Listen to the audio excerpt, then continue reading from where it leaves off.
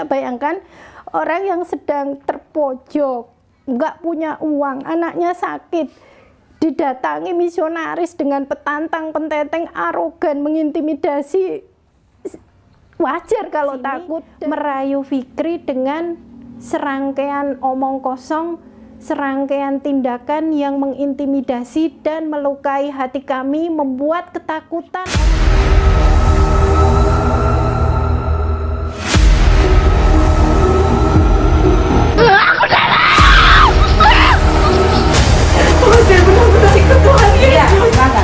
Hancurnya hati seorang ini. Masya Allah.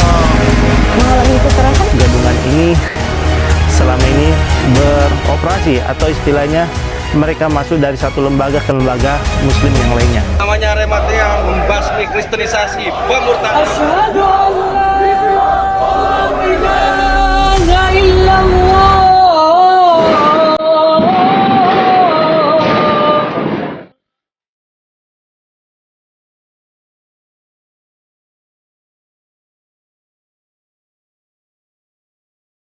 Bismillah, Assalamualaikum warahmatullahi wabarakatuh. Alhamdulillah, wassalatu wassalamu ala rasulullah waba'ad. Saudara ngaji cerdas yang Allah muliakan, baru saja di hari yang sama, di hari yang mulia ini, Sayyidul Ayyam, Yaumul Jum'ah, kami dari Arimatia Salatiga mendapatkan laporan terkait dengan keluarga Fikri yang baru saja masuk Islam, mu'alaf dari Buddha, yang Allah Subhanahu wa Ta'ala karuniakan Ananda Fikri sakit leukemia, dan kami bersama teman-teman komunitas dakwah Arimatia bersama Persis di Kabupaten Semarang dan juga MCKS sudah mengupayakan menggalang donasi hingga pada satu titik tertentu.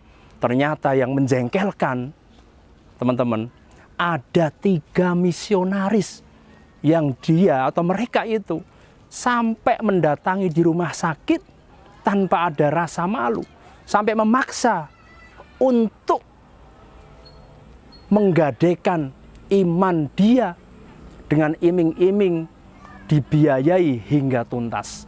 Tentunya di sini Allah berikan satu musibah, yaitu leukemia, yang tentunya sangat banyak sekali biayanya. Dan disinilah satu hal yang nantinya akan kita saksikan dari beberapa teman-teman yang menjadi saksi kunci langsung berhadapan dan mendapati saudara Fikri bersama ayah ibunya didatangi secara tiba-tiba di rumah sakit tanpa ada suatu alasan tertentu kecuali ingin menghasut dan berjuang untuk memaksa mereka keluar dari agama Islam. Kita tahu walan tardo angkal yahudu walan nasoro hatta tattabi'a millatahum. Ini realita. Ternyata mereka sampai seperti itu, wahai saudaraku. Insya Allah kita akan coba bersama-sama menyaksikan dan juga mendengar saksi-saksi kunci yang tentunya kita berharap dengan adanya wawancara ini bisa memberikan kontribusi kebaikan bagi kita dan juga bagi keluarga Fikri hafidhahumullahu ta'ala. Assalamualaikum warahmatullahi wabarakatuh.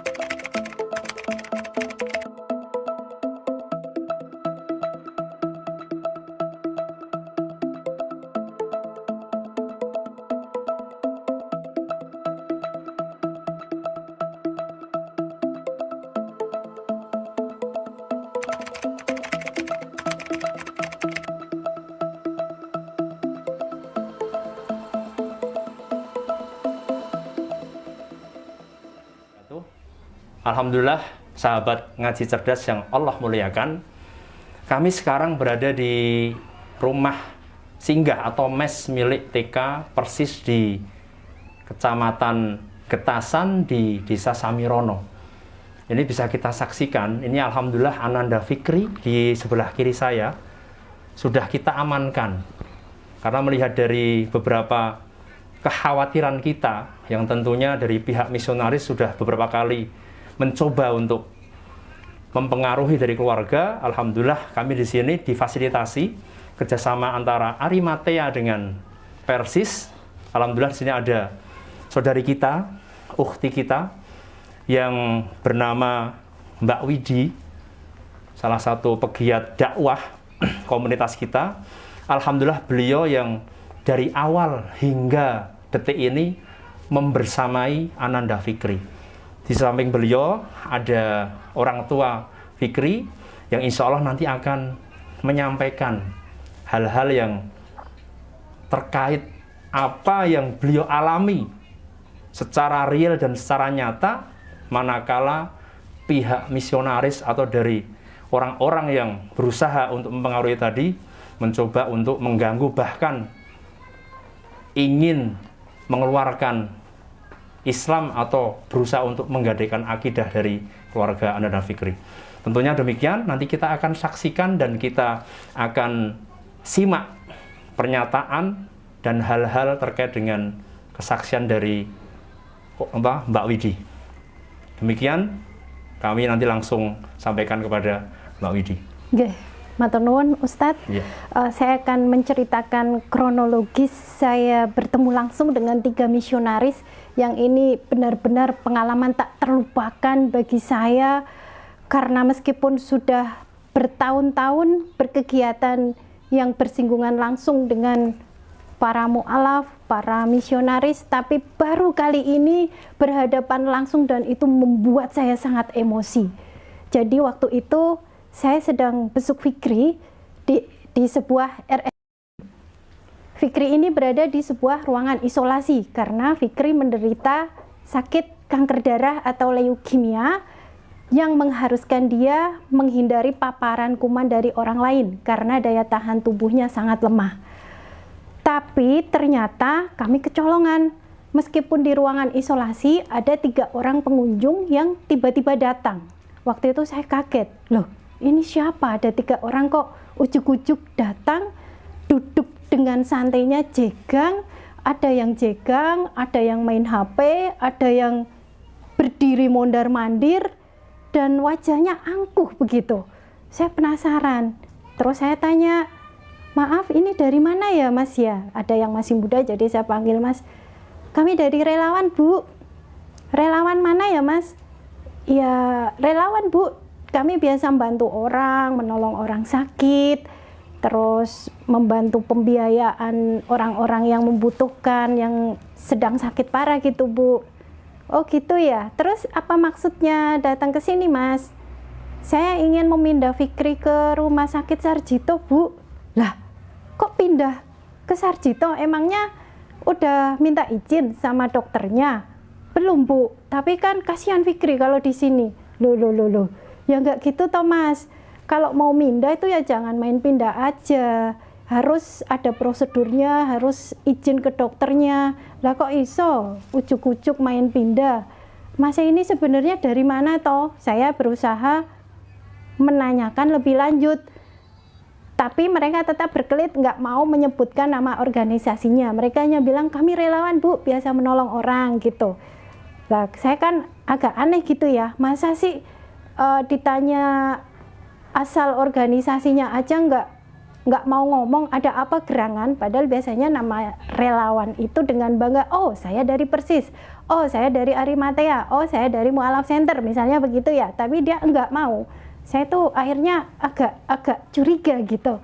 Wah, terus saya bilang gini, Mas nuwun sewu ya, kemarin itu kami didatangin misionaris dan mereka menawarkan pembayaran pengobatan Fikri, semuanya akan ditanggung dengan syarat harus mengikuti yayasan mereka alias masuk ke agama mereka.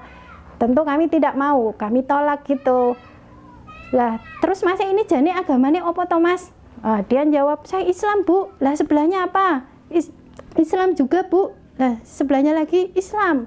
Mereka ngakunya Islam, tapi mereka ngotot membela misionaris yang saya sebutkan tadi. Mereka bilang gini, oh kami itu dari Bu, dari Desa Ndakan, di lereng Merbabu. kami sering menjumpai orang-orang ditolong misionaris, dibantu pengobatannya, tapi nggak ada yang disuruh masuk pindah agama gitu. Mereka ngotot gitu. Dan kami akan menolong Fikri, Bu, nggak akan ngajak-ajak pindah agama gitu. Intinya dia itu ngotot ngajak Fikri pindah ke rumah sakit yang lebih bagus, terus akan menanggung seluruh biaya hidup termasuk orang tuanya, dan ngotot begitu sampai saya itu emosi banget. Semua itu ada toto kromo, ada aturan, tapi mereka itu benar-benar ngeyel. Ya Mbak ya, jenengan waktu itu di sana ya, jadi saya waktu itu sama ibunya Fikri pun getem-getem saking emosinya. Gimana waktu itu jenengan?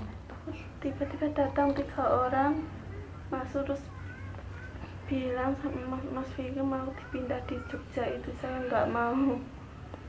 Dan sebetulnya sebelumnya itu juga memang misionaris itu sudah mendatangi waktu kami sedang mengurus kartu keluarga, kartu BPJS-nya Fikri. Tapi saat itu sudah kami tolak, dan mereka tetap ngeyel mendatangi sampai ke RSUD ya Mbak ya. Jadi aslinya sudah kami tolak, tapi mereka ngeyel. Waktu itu saya telepon Pak Jarot yang didatangi langsung waktu mengurus kartu keluarga dan BPJS. Saya telepon, sebutkan ciri-ciri orang yang ada di rumah sakit dan ternyata sama. Kemudian saya minta Pak Jarot tolong telepon misionaris yang kemarin mendatangi Pak Jarot. Kayaknya saya curiga sama ini yang mendatangin ke rumah sakit. Kemudian Pak Jarot telepon, ternyata benar si misionaris itu lagi ada di rumah sakit. Nah, disinilah saya yang sangat jengkel sekali. Mereka bertiga ngakunya Islam, tapi ternyata Kristen. Ini kan sebuah pembohongan yang sangat besar, menutup-nutupi identitas diri mereka. Maksudnya apa? Mereka ngaku-ngaku agama Islam.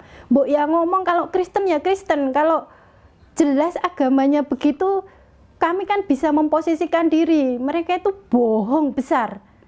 Dan saya yakin kebohongan-kebohongan itu enggak hanya kami alami, banyak yang dialami oleh warga yang membutuhkan. Karena saya juga pernah menjumpai kasus misionaris yang berhasil memurtadkan warga yang sakit. Ini tidak hanya 1-2 aja. Saya pernah menjumpai kasus seperti itu di sebuah desa di lereng Merbabu, di mana di sana hanya ada 4 orang Muslim. Saya ulangi, hanya ada 4 kepala, bukan 4 kakak, tapi 4 orang Islam. Tadinya di sana ada 2 kakak, tapi 1 kakak ini murtad gara-gara ditolong sewaktu sakit. Dan setelah ditolong itu 5 hari kemudian meninggal. Bayangkan, hanya 5 hari menjelang kematiannya dia murtad. Dan satu keluarga itu, meskipun anaknya yang ditolong misionaris itu akhirnya meninggal, mereka tetap berada di agama Kristen, tidak mau kembali ke Islam. Karena apa? Karena mereka dibantu peti mati, uang kematian, kebaktian, ya intinya ubur rampai pemakaman gitu. Dan saya yakin juga ada uang-uang lainnya. Ini sebuah fenomena yang membuat saya jengkel sekali ketika menghadapi langsung betapa para misionaris itu sangat mengintimidasi. Bayangkan seorang ibu yang sedang susah mendampingi anaknya sakit leukemia, tiba-tiba didatangi 3 misionaris yang congkak, sombong, arogan, dan mengintimidasi. Jenengan takut nggak Mbak waktu itu? Dia itu sampai nangis. Karena saking takutnya. Bayangkan seorang perempuan didatangi 3 misionaris sendirian di ruang isolasi. Apakah ini punya akhlak? Tidak ada adabnya, saya pikir. Ruangan isolasi itu ruangan khusus. Sudah ruangan isolasi nggak pakai masker, jegang, petantang petenteng, sombong, pongah. Siapa yang nggak takut? Hanya sendirian tentu takut. Nangis ya Mbak waktu itu ya. Saya lihat dia ketakutan sampai nangis. Bayangkan, mereka begitu pongah, merasa bisa mempengaruhi karena tahu calon korbannya ini tak berdaya. Tahu korbannya ketakutan, tahu tidak punya power, sehingga petantang petenteng. Untunglah Fikri didampingi oleh ormas Islam, yaitu Persis. andai tidak didampingi, saya yakin, bukan saya yakin ya, saya merasa orang tuanya mungkin agak susah menolak ya Mbak ya. Karena apa? Karena kanker leukemia, kanker darah itu pengobatannya lama, butuh biaya besar. Padahal nggak pegang uang ya Mbak ya. Bisa bayangkan orang yang sedang terpojok, nggak punya uang, anaknya sakit, didatangi misionaris dengan petantang, penteteng, arogan, mengintimidasi. Wajar kalau takut, dan mereka terbukti berhasil membawa misi mereka, bisa memurtadkan orang, terutama dari segi ketika pasien sakit. Itulah kenapa mereka mengejar-ngejar Fikri, bahkan memaksa, mereka itu memaksa sampai ke ruangan administrasi ya Mbak ya. Mereka itu, saya yang sangat heran betapa sombongnya mereka, ya Allah. Mereka itu ujuk-ujuk datang kok mau pindah ke Sarjito. Mereka itu ke bagian administrasi, untunglah administrasinya tegas, yang membawa Fikri ke rumah sakit itu ayahnya, sehingga yang bisa memindah Fikri hanyalah ayahnya, hanya tanda tangan ayahnya yang diakui oleh bagian administrasi rumah sakit.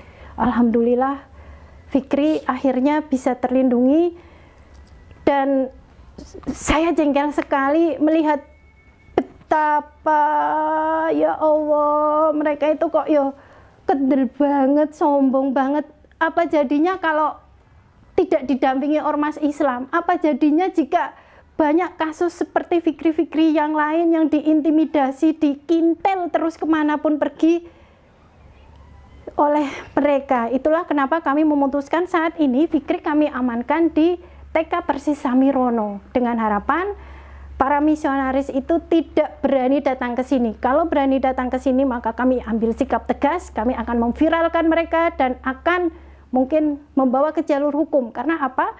Karena mereka melanggar undang-undang, berusaha mempengaruhi orang yang sudah punya agama untuk mengikuti agama mereka. Ini tentu tidak dibenarkan.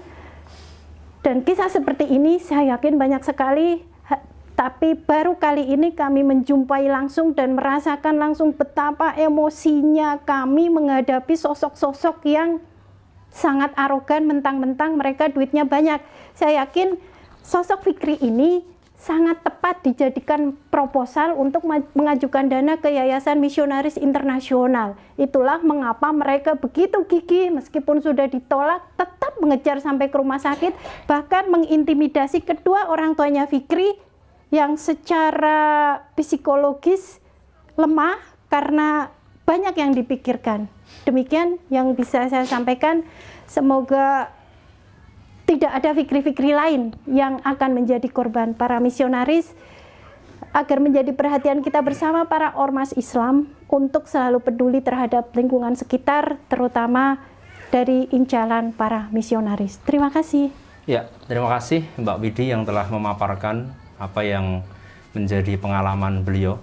Tentunya kita bertanya-tanya, wahai sahabat ngaji cerdas, apakah benar misionaris itu seperti itu tingkah lakunya?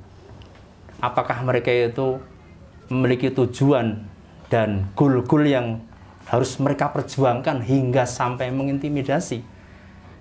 Dan kita di sini, alhamdulillah dengan izin Allah, kita tidak merasa ngundang, tidak merasa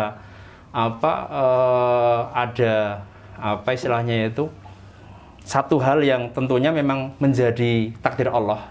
Alhamdulillah bersama kami telah hadir mantan misionaris. Kita akan tanya seperti apa sih kegiatan beliau dan apakah benar salah satu kegiatan-kegiatan yang atau kita bilang tupoksinya mereka itu apa?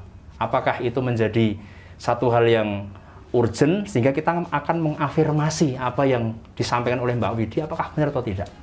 Insyaallah sebentar lagi kita akan sambut saudara kita. Beliau nanti akan memperkenalkan diri. Nama beliau adalah Umar, tetapi beliau memiliki nama asli yang nantinya akan beliau sampaikan dari memiliki marga Huta Barat. Iya, alhamdulillah bersama kami beliau dengan izin Allah sudah masuk Islam. Langsung saja kami perkenalkan, beliau memiliki nama hijrah Umar. Silahkan untuk menyampaikan kami akan mengonfirmasi, ingin cross check, tabayun apakah benar salah satu tugas-tugasnya, kemudian benar nggak itu akan diajukan untuk proposal mengambil dana hingga level internasional. Silahkan Umar memperkenalkan diri. Assalamualaikum warahmatullahi wabarakatuh. Sahabat Ngaji Cerdas, perkenalkan nama saya Abdullah Umar Huta Barat. Sebelum saya masuk Islam, nama saya adalah Dendri Huta Barat. Dan alhamdulillah di tanggal 31 Juli 2020 saya bersahadat dan saya seorang mantan penginjil. Pada saat ini Masya Allah, saya bertemu dengan sebuah kasus di mana dulu adalah sebuah pekerjaan saya, adalah hidup saya. Dan ketika saya masuk Islam, saya merasakan betapa miris, betapa ketika saya baru pertama bertemu dengan adik kita, Fikri, hati saya merasa punya rasa bersalah yang cukup tinggi mengingat apa yang pernah saya lakukan dahulu. Nama saya Umar karena saya begitu ngefans dengan seorang sahabat yang Masya Allah yang bernama Umar bin Khattab. Nah, berbicara dengan kasus ini, saya hanya beberapa kali penginjilan atau melakukan program kristenisasi di rumah sakit. Itu karena bukan ranah saya, itu bukan tim saya, bukan tim asli. Tim saya adalah ke desa-desa. Kalau ke rumah sakit itu timnya teman-teman saya. Dan pada saat ada beberapa kesempatan saya pernah ada di sana. Di dalam dunia penginjilan atau program kristenisasi, rumah sakit itu dibagi dua. Rumah sakit Kristen dan rumah sakit umum. Kalau rumah sakit Kristen tidak usah pakai izin, ataupun pakai izin itu hanya sebuah sesuatu yang formalitas biasa. Dan itu rangkanya adalah untuk mengkristenkan para pasien. Nah, di rumah sakit umum, ada rumah sakit umum yang memerlukan perizinan untuk orang-orang yang beragama Kristen untuk bisa masuk melakukan dakwah di dalam rumah sakit. Tapi ada juga yang ilegal. Karena ada beberapa rumah sakit umum yang keras dan menolak yang namanya orang-orang Kristen berdakwah di rumah sakit. Nah, jadi ada yang legal dan ilegal. Tujuannya tetap satu, yaitu mengkristenkan pasien-pasien dari yang berada di posisi sedang sekarat atau sedang punya penyakit yang agak parah, sampai kepada pasien-pasien yang memiliki penyakit yang parah. Bahkan pasien-pasien UGD siap. Itu karena apa? Karena mereka mempunyai semangat, amanah agung, pekerjaan dan hidup mereka. Itu berada di Matius pasal 28 ayat 19. Di situ dikatakan bahwa pergilah dan jadikan semua bangsa menjadi muridku dan baptislah mereka dalam nama Bapa, Putra, dan Roh Kudus. Dan itu juga ternyata di dalam Al-Quran juga ada. Dijelaskan di dalam surat Al-Baqarah di ayat 120 bahwa orang Yahudi dan orang Nasrani tidak akan pernah ridho sampai kaum muslimin mengikuti agama mereka. Bahkan mereka juga, orang Nasrani punya ayat-ayat jihad. Itu berada di Filipi pasal yang pertama ayat yang 21. Di situ dikatakan bahwa hidup untuk Kristus dan mati adalah sebuah keuntungan. Itu juga yang pernah didoktrikan kepada saya. Makanya pada saat saya melakukan program kristenisasi, saya begitu berani di lapangan.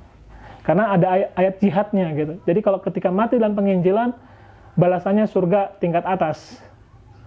Itu di dalam program. Makanya ketika melihat kasus ini, saya begitu merasakan rasa bersalah dan merasakan marah kepada diri saya yang lalu dan kepada orang-orang Nasrani yang sekarang ini, yang berbeda keyakinan dengan saya.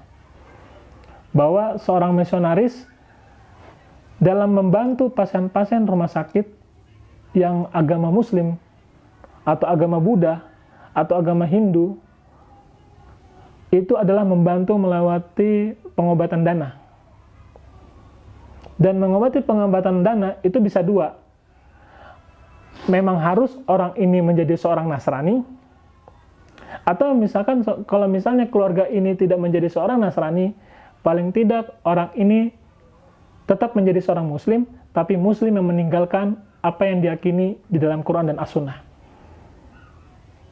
Karena tujuan orang Kristen, tujuan para misionaris hanya dua, mengkristenkan Indonesia, atau kalau misalkan tidak bisa mengkristenkan Indonesia, minimal orang Muslimnya di Indonesia meninggalkan apa yang mereka yakini, apa yang telah diperintahkan oleh Allah di dalam Al-Quran dan As-Sunnah.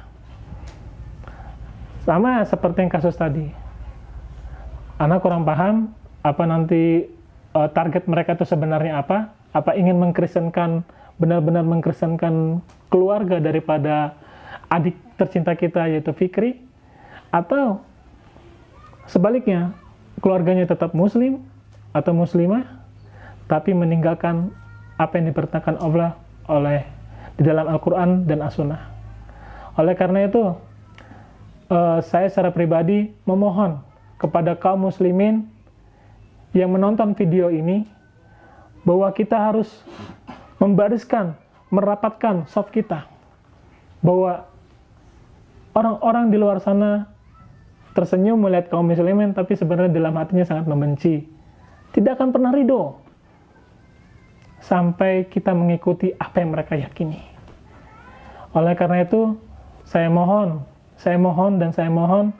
marilah kita mengulurkan tangan kita, mendoakan, atau mungkin kalau misalkan kita mempunyai dana, mari kita membantu adik kita Fikri, atau Fikri-Fikri yang lain di luar sana, yang membutuhkan uluran tangan kita, supaya orang-orang Kristen yang ingin menginjili melihat bahwa rapatan saf kita semakin rapat, dan itulah yang membuat mereka menjadi gentar ketika melakukan pemurtadan, program kristenisasi, program pemurtadan yang ingin memurtadkan orang-orang Muslim, memurtadkan orang-orang yang ingin berjuang untuk agama Islam menjadi orang yang menyembah Yesus. Sekian dari saya. Assalamualaikum warahmatullahi wabarakatuh. Tadi ada Umar ingin konfirmasi, benar nggak dengan adanya kasus ini dijadikan satu proyek proposal yang diajukan ke dunia internasional? Bisa. Jadi dana penginjilan internasional itu dulu banyak sekali negara-negara Barat. Tapi seiring tahun demi tahun, liberal dan pluralisme menguasai dunia Barat, dan tingginya umat Islam juga di dunia Barat semakin banyak mualaf di dunia Barat. Hanya 5 negara yang 2 negara yang bertahan, 3 negara baru. Amerika Serikat, Inggris, Korea Selatan, Australia, Singapura. Itu yang saya ketahui. Jadi 5 negara ini adalah sponsor hebat yang menyumbang banyak dana dalam program kristenisasi internasional di seluruh dunia. Dan di antara 5 ini, yang menjadi pemotor dalam tenaga, ya, kalau ini tadi kan 5, yang menjadi penyumbang tenaga terbanyak Korea Selatan. Korea Selatan menjadi negara pertama yang mengalahkan Amerika Serikat, Inggris, Singapura, Australia dalam tenaga kristenisasi atau tenaga penginjilan. Karena apa? Di Korea Selatan rata-rata mereka kebanyakan orang Buddha, tetapi yang mau mengendalikan perekonomian, bisnis, dan artis-artis yang hebat di sana, yang megang keuangan di sana, itu orang-orang Kristen. Dan penyumbang, nah itu dia. Ini Nas Arangkatsat yang menyumbang Korea Selatan untuk dapat duit, kan salah satunya orang Indonesia karena K-pop. Iya, sampaikan aja. Iya. Jadi artis-artis K-pop yang hebat itu rata-rata Kristen. Walaupun mereka pembuka aurat, walaupun mereka istilahnya punya hidup seperti orang Amerika tanpa menikah mungkin atau bagaimana, Tapi ketika berbicara tentang gereja, berbicara tentang gereja butuh dana, mereka menjadi satu-satunya orang yang siap berjihad dalam uang. Dan miris ketika seorang negara Korea Selatan ini yang terkenal dengan K-pop-nya ditonton oleh banyak kaum fans muslimin Indonesia yang mengidolakan mereka. Seperti itu, Ustaz. Iya. Maka daripada itu mirisnya itu ya secara tidak langsung Malah justru membantu mereka. Iya, kaum muslimin berkata jihad, berkata bela Islam, bela Palestina. Uangnya dari kita sendiri karena kita menonton K-pop. Iya.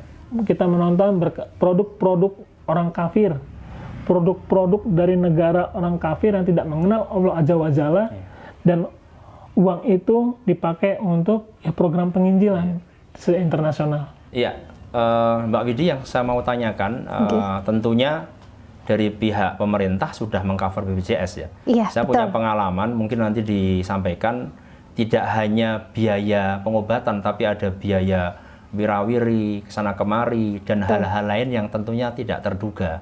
Itulah yang barangkali nanti bisa disampaikan sejauh mana dan berapa banyak sih dana yang bisa mengcover Ananda Fikri, dan harapannya nanti Ananda Fikri ini bisa sembuh sedia kala dan menjadi kader-kader dakwah ke depan, insya Allah. Perlu saya ceritakan nggak dari awal nggak punya kakak, nggak punya BPJS? Oke. Langsungan ini? Iya, langsung aja. Oke. Membersamai Fikri ini benar-benar membuat kami banyak berpikir, banyak merenung tentang arti kesabaran dan arti kesyukuran. Kami menemukan begitu banyak awalnya lika-liku tantangan, tapi juga sekaligus pertolongan tak terduga. Awalnya Fikri masuk ke rumah sakit sebagai pasien umum karena tidak memiliki kartu BPJS. Saat itu Fikri masuk dalam kondisi orang tuanya hanya memegang uang 400.000 ya Mbak ya. Waktu saya besuk pertama, saya tanya, pegang uang berapa? 400.000. Ya Allah, 400.000, sakitnya kanker leukemia dan tidak punya BPJS. Saya langsung sedih, dan saat itu berniat akan membantu semampu kami bersama dengan rekan-rekan yang lain, terutama dari rekan-rekan Persis dan juga dunia maya.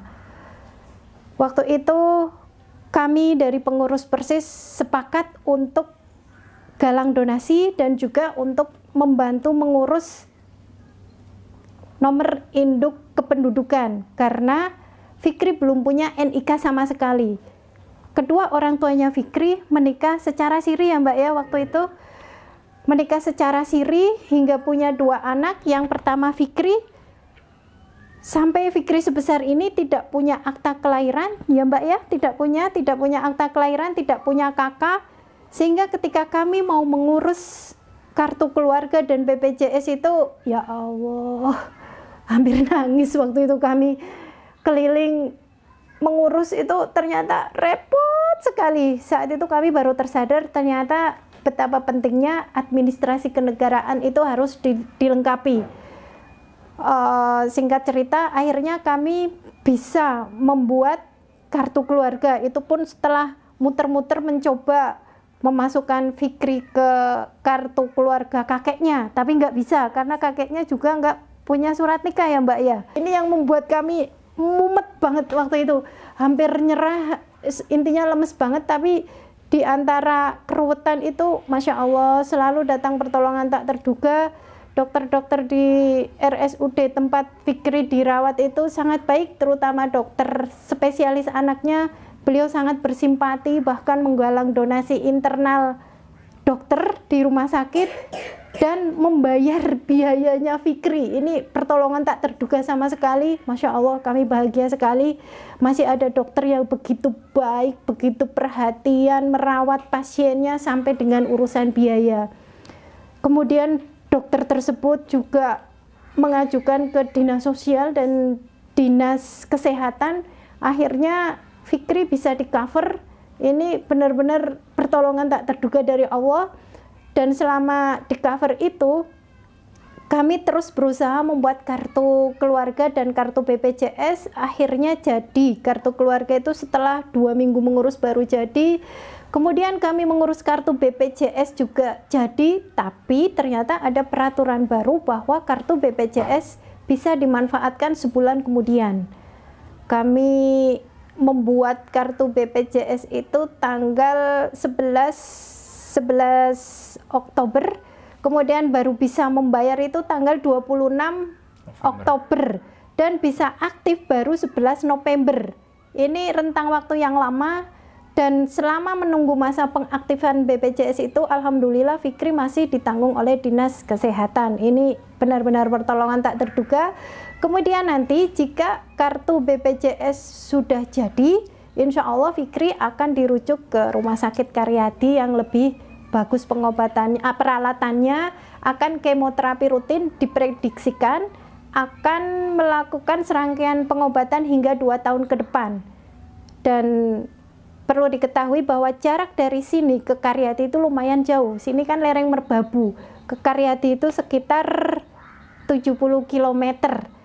Dan namanya kemoterapi itu bolak-balik, nggak hanya sekali wirawiri begitu. Itu membutuhkan uang juga untuk akomodasi, untuk menginap di sana dan sebagainya. Juga orang tuanya Fikri otomatis nggak bisa bekerja ya selama nanti mengantar wirawiri. Tentu itu membutuhkan biaya yang tak sedikit, sehingga kami berharap rekan-rekan bisa bersama-sama bahu-membahu untuk mengawal pengobatan Fikri hingga 2 tahun ke depan, agar para misionaris itu tidak lagi datang ke sini merayu Fikri dengan serangkaian omong kosong, serangkaian tindakan yang mengintimidasi dan melukai hati kami, membuat ketakutan orang tuanya Fikri. Saya melihat sendiri ibunya Fikri nangis ketika didatangi misionaris itu, tapi tidak bisa ngomong karena bingung ya Mbak ya. Saking bingungnya itu dia hanya nangis, bingung. Ya saya pun paham bagaimana rasanya didatangi 3 orang yang arogan, sombong, petantang, petenteng, mentang-mentang punya duit, ngeremehke orang lain, menginjak-injak orang lain. Namanya orang lagi susah diintimidasi itu bisanya ya hanya nangis, apalagi perempuan. Untunglah saat ini Fikri berada di dalam pengawasan Persis. Jika misionaris itu datang lagi ke sini akan kami viralkan. Itu yang perlu menjadi catatan, bahwa kami tidak mau diinjak-injak terus begini. Jika sampai keterlaluan dan berani datang lagi ke sini, tunggu saja, akan kami viralkan. Terima kasih. Ini CTA, call to action-nya kepada ini, kemana, terus itu belum disebutin ya? Belum. Oh iya, muamalat ya, ke rekening saya. Enggak. Iya. Nanya lagi nanti. Oke. Kira-kira Bentar. bentuknya apa aja, misalkan.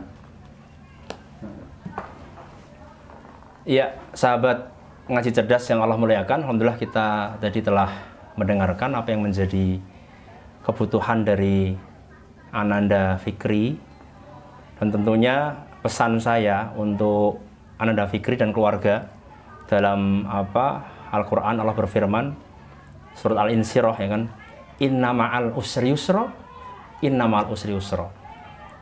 Manakala ada kesusahan pasti ada kemudahan. Kalau kita tarik dalam satu kaidah nahwu, inna ma'al usri, al-usri adalah kesusahan. Ini adalah ma'rifah. Allah Subhanahu wa taala memberikan satu kesusahan, kemudian Allah berikan yusra. Yusra di sini adalah nakiroh. Nakiroh bermakna kathiroh. Ada satu kesusahan, pasti ada sekian banyak kemudahan. Dan tentunya di sini alhamdulillah sudah Mbak Widi dan keluarga rasakan. Okay. Dan untuk sahabat-sahabat ngaji cerdas, teman-teman yang menyaksikan video ini, saya juga akan berpesan dalam Al-Quran, dalam surat Al-Munafikun yang terakhir di sana.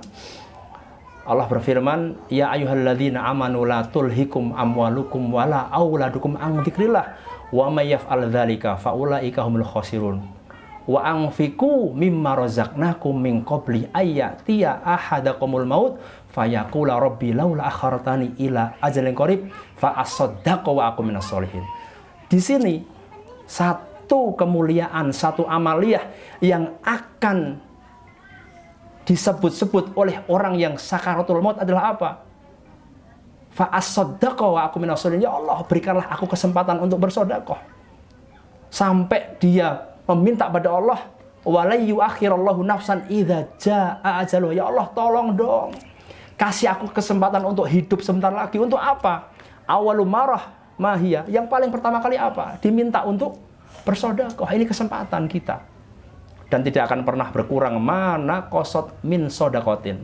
Dan salah satu bentuk kita adalah innamal mu'minuna ikhwatun fa aslihu baina akhwaikum wattaqullaha la'allakum turhamun. Kita semua adalah ikhwah. Jangan sampai kita kalah dengan saudara kita.